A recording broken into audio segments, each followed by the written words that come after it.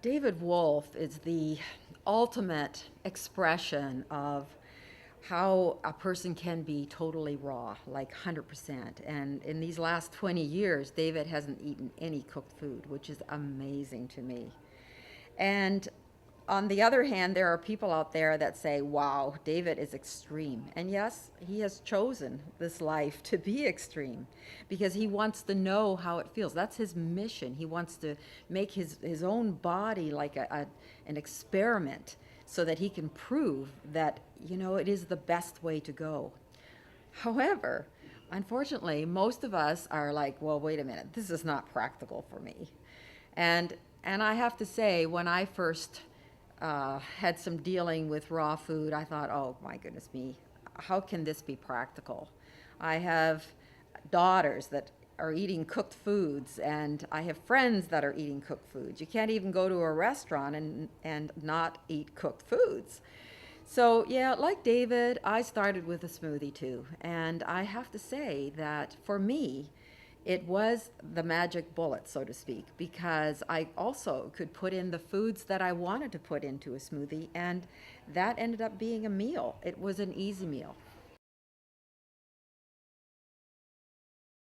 What I learned today about David Wolfe is that he actually has stayed raw for 20 years, and I think that is amazing.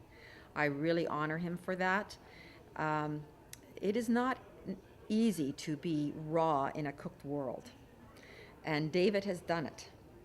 And he also tells how easy it is for him because he just eats what's available, really, and he puts it in a smoothie, or he eats it just hand to mouth, like an apple, he said, or like an avocado. And interestingly, he says it's okay to begin with having avocado on a sandwich. So he's still realistic about the real world that, hey, they're not going to be all like him. The world needs people like David Wolfe because he's a hero. He's a model. He's a model for what can be. He shows the possibilities of what we thought was never possible. So, ever since fire was invented, we all thought, oh, you've got to do cooked meals. But David has shown that you can do it another way. He's a paradigm shifter. So, we all need models. We all need heroes. Most of us take literary models, or we take movie stars or sports heroes, and we consider those people like the ultimate of their talent, or whatever it is they're showing off.